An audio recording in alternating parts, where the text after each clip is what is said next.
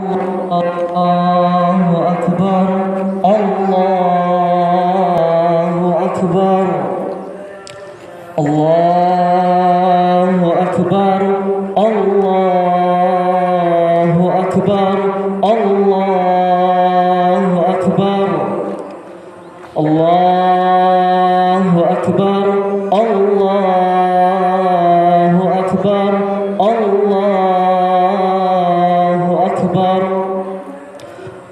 الله أكبر كبيرا والحمد لله كثيرا وسبحان الله بكرة وأصيلا لا إله إلا الله وحده صدق وعده ونصر عبده وأعز جنده وهزم الأحزاب وحده لا إله إلا الله ولا نعبد إلا إياه مخلصين له الدين ولو كره الكافرون ولو كره المشركون ولو كره المنافقون لا إله إلا الله والله أكبر الله أكبر ولله الحمد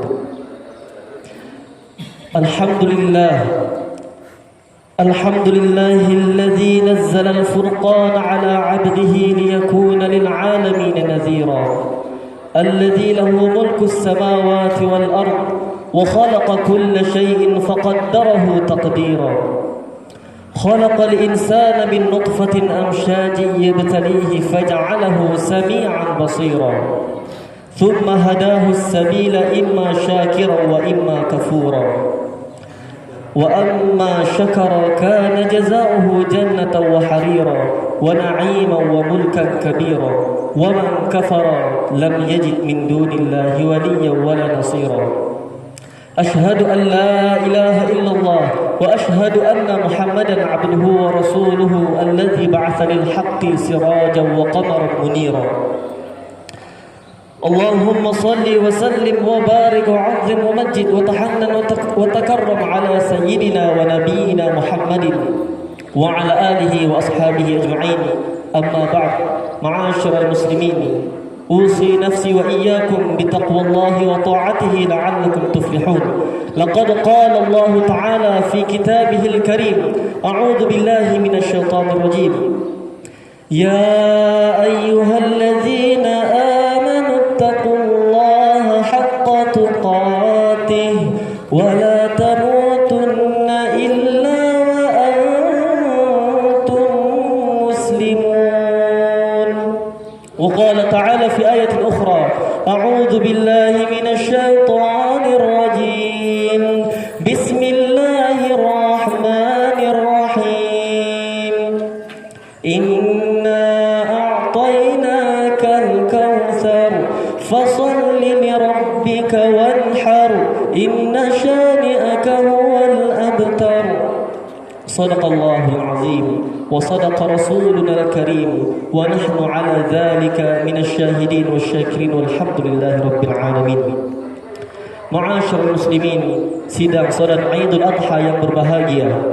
Alhamdulillah, segala puji dan syukur hanya kepada Allah Subhanahu wa taala, Tuhan yang telah memberikan kita banyak kenikmatan, di antaranya nikmat iman, nikmat Islam dan nikmat sehat wal afiah, hingga kita dapat berkumpul di tempat yang penuh dengan keberkahan ini. Dan tak lupa pula kita bersyukur atas nikmat yang Allah berikan kepada kita, yaitu nikmatul ukhuwah, yang mana Allah Subhanahu wa taala ingatkan kepada kita hamba-hambanya di dalam Quran surah Ali Imran ayat ke-103. A'udzu billahi minasyaitonir rajim. Wa'tasimu bihablillahi jami'an wa la tafarraqu. Berpegang teguhlah kalian kepada tali agama Allah dan janganlah kalian bercerai-berai.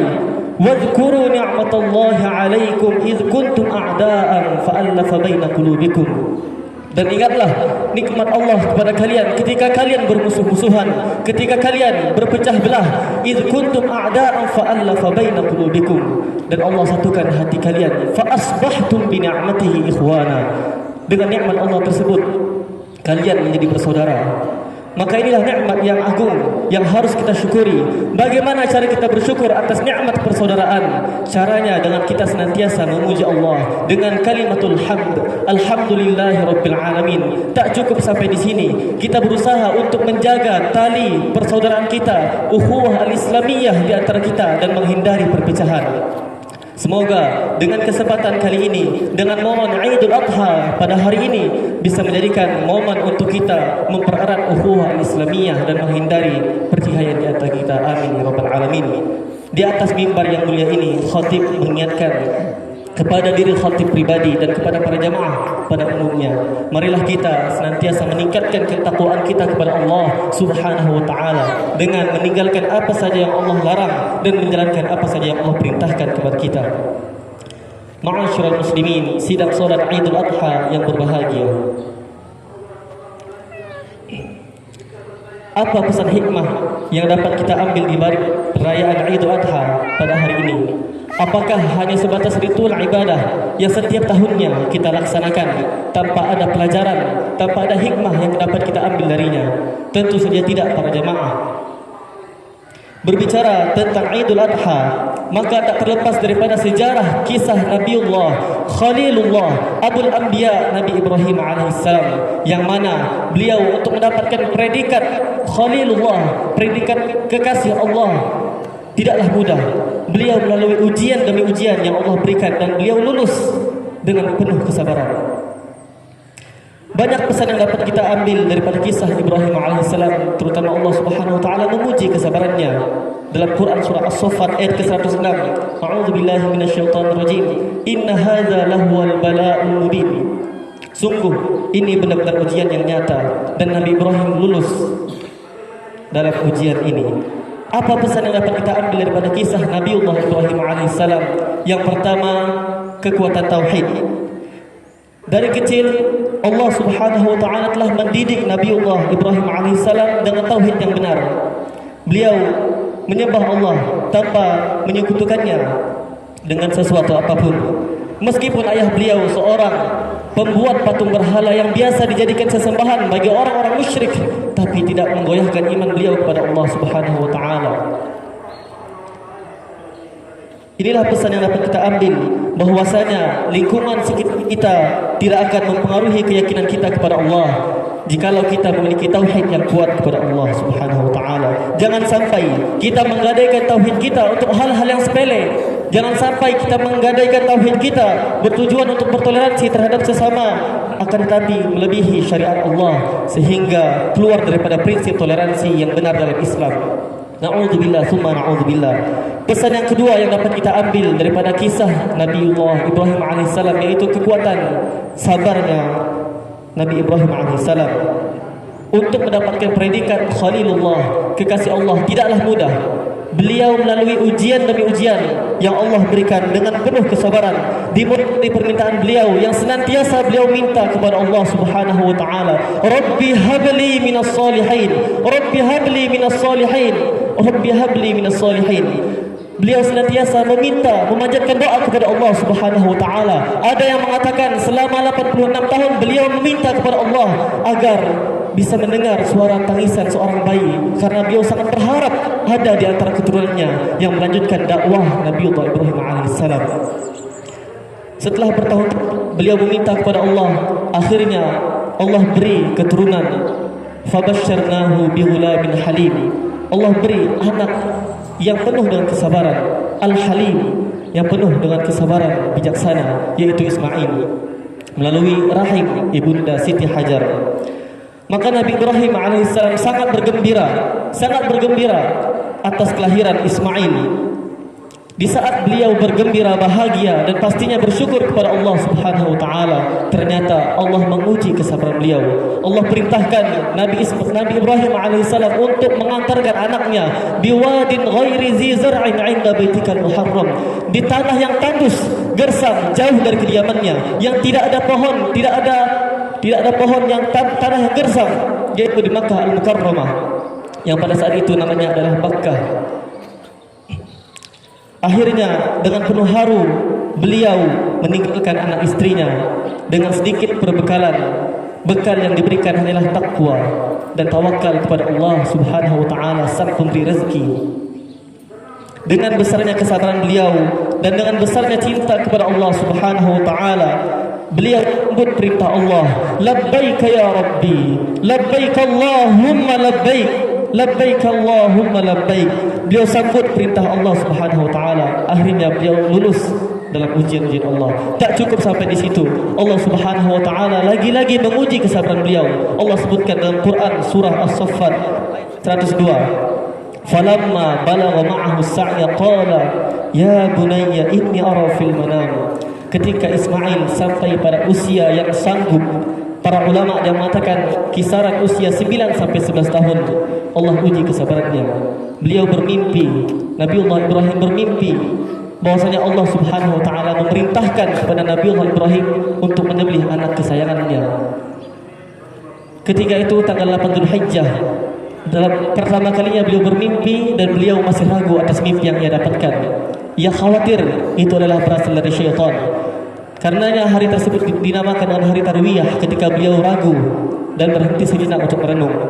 Keesokan harinya pada tanggal 9 Dzulhijjah beliau bermimpi untuk kedua kalinya dan beliau semakin yakin bahwasanya mimpi tersebut adalah perintah Allah.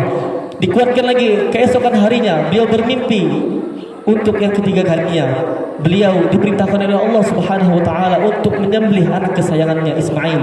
Akhirnya semakin mantaplah keyakinan beliau dan beliau berkata kepada anaknya, beliau menyampaikan kepada anaknya, ya bunayya, wahai anak kesayanganku, inni ara fil manam, sungguh ayah diperintahkan oleh Allah Subhanahu wa taala untuk menyembelih kau.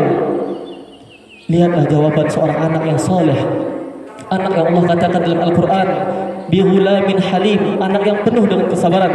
Anaknya Ismail tidak marah, tidak membangkang kepada perintah Allah Subhanahu wa taala. Anaknya mengatakan, qala ya abati if'al ma tu'mar, wahai ayahku, lakukanlah apa yang Allah perintahkan kepada engkau. Satajiduni insyaallahu minas sabirin, engkau akan mendapatkanku termasuk orang-orang yang sabar.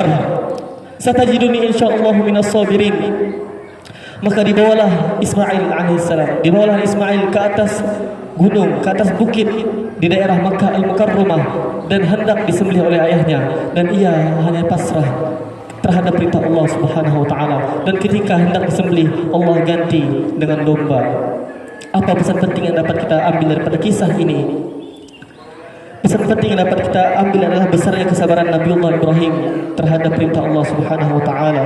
Tak hanya itu, beliau juga berhasil mendidik anak beliau Ismail sehingga menjadi nabi, dan beliau berhasil mendidik dengan didikan tauhid yang benar. Inilah pesan yang dapat kita ambil daripada Nabiullah Ibrahim alaihissalam.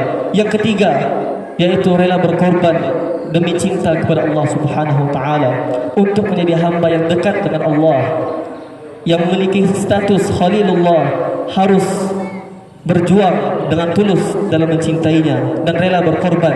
Karenanya kurban dalam bahasa Arab memiliki korelasi yang sama dengan kata qarib yang berarti dekat, sehingga sangat layaklah Nabiullah Ibrahim alaihissalam mendapat gelar Khalilullah dikarenakan pengorbanannya yang besar. Apakah mustahil kita sebagai hamba Allah mendapatkan keistimewaan, kemuliaan yang sama seperti didapatkan Nabiullah Ibrahim? Jawabannya, tidaklah mustahil bagi kita mendapatkan kemuliaan yang sama. Nabiullah Ibrahim alaihissalam mendapat gelar Khalilullah. Nabi Musa mendapat gelar Kalimullah. Rasulullah sallallahu alaihi wasallam mendapat gelar Habibullah. Maka umat Rasulullah bisa mendapatkan gelar Waliullah, yaitu kekasih Allah. Pertanyaannya, sudahkah kita berkorban untuk Allah? Lihatlah Nabi Ibrahim alaihissalam, beliau telah mengorbankan segalanya untuk Allah. Bahkan anaknya yang beliau sayangi, yang bertahun-tahun beliau minta kepada Allah agar diberikan anak, ketika Allah perintahkan untuk disembelih, beliau siap menerima perintah Allah, beliau korbankan untuk Allah. Kita lihat Rasulullah SAW, beliau berkorban untuk Allah, berjuang di jalan Allah, bahkan harta nyawa beliau korbankan demi agama Allah, demi tegaknya agama Allah. Kita lihat para ulama aslafun as-salihin, para ulama-ulama kita, mereka mengorbankan waktu mereka untuk berjihad dengan ilmu demi cinta kepada Allah Subhanahu wa taala, hingga buah karya mereka kita rasakan sampai saat ini. Lalu apakah yang telah kita korbankan? Adakah harta yang kita korbankan untuk Allah? Adakah waktu yang kita korbankan untuk Allah? Adakah sesuatu yang kita cintai tapi kita korbankan demi cinta kepada Allah Subhanahu wa taala? Lan tanalul birra hatta tunfiqu mimma tuhibbun. Kalian belum disebut berjuang, kalian belum disebut telah berinfak sampai kalian mengeluarkan apa saja yang kalian cintai. Ketika seseorang telah berjuang di jalan Allah, maka Allah tak akan pernah menyiakan perjuangannya. Kita lihat perjuangan Nabi Ibrahim alaihissalam selalu dikenang setiap tahunnya dengan adanya ibadah kurban di setiap tanggal 10 Dzulhijjah. Tak hanya itu, nama Nabiullah Ibrahim alaihissalam senantiasa disebut ketika salat, yang wajib maupun yang sunnah. Itulah buah daripada perjuangan Nabiullah Ibrahim alaihissalam. Maka marilah dengan kesempatan Idul Adha tahun ini kita bermuhasabah kepada Allah dan berusaha untuk mengamalkan nilai-nilai kebaikan agar kita bisa menjadi hamba yang dekat dengan Allah, sehingga kita bisa mendapatkan cinta dari Allah Subhanahu wa taala, dan semoga Allah senantiasa mengistiqomahkan kita di jalannya sehingga ajal menjemput kita. Barakallahu li wa lakum fil Qur'anil Karim wa nafa'ani bima fihi minal ayati wadh-dhikril hakim. وتقبل مني تلاوته إنه هو السميع العليم فاستغفر الله العظيم إنه هو الغفور الرحيم.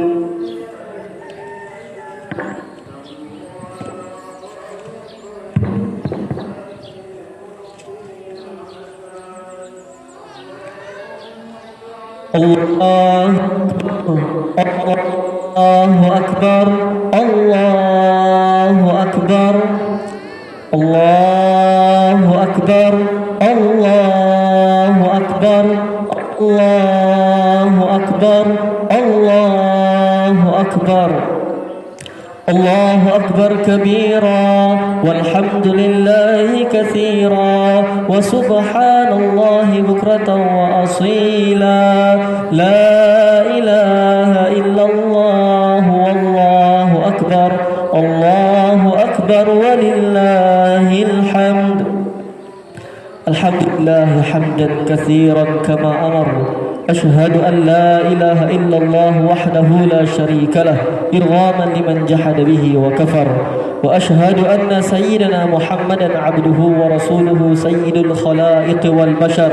اللهم صل على سيدنا محمد وعلى آله وأصحابه ما اتصلت عين بنظر وأذن بخبر. أما بعد، معاشر المسلمين، اتقوا الله حق تقاته لعلكم تفلحون.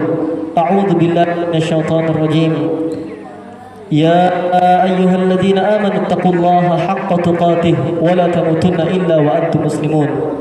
وقال تعالى: أعوذ بالله من الشيطان الرجيم. فمن يعمل مثقال ذرة خيرا يره ومن يعمل مثقال ذرة شرا يره.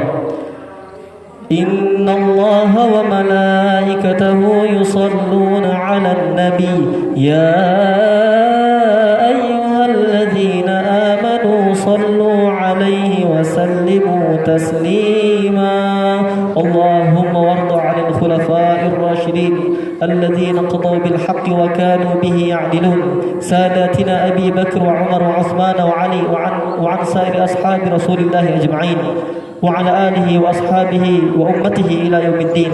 اللهم اغفر للمسلمين والمسلمات والمؤمنين والمؤمنات من مشارق الأرض ومغاربها برها وبحرها. اللهم انصر إخواننا المسلمين. اللهم انصر إسلام والمسلمين. اللهم انصر المجاهدين في فلسطين وفي يمن وفي سوريا وفي أفغانستان وفي كل مكان وفي كل الزمان. اللهم اغفر لنا ذنوبنا وكفر عنا سيئاتنا وتوفنا مع الأبرار. ربنا ظلمنا أنفسنا وإن لم تغفر لنا وترحمنا لنكونن من الخاسرين. لا إله إلا أنت سبحانك إنا كنا من الظالمين. ربنا آتنا في الدنيا حسنة وفي الآخرة حسنة وقنا عذاب النار. وصلى الله على سيدنا محمد النبي الأمي وعلى آله وصحبه وسلم والحمد لله رب العالمين. عباد الله، إن الله يأمركم بالعدل والإحسان وإيتاء ذي القربى وينهى عن الفحشاء والمنكر والبغي يعظكم لعلكم تذكرون ولذكر الله أكبر والله يعلم ما تصنعون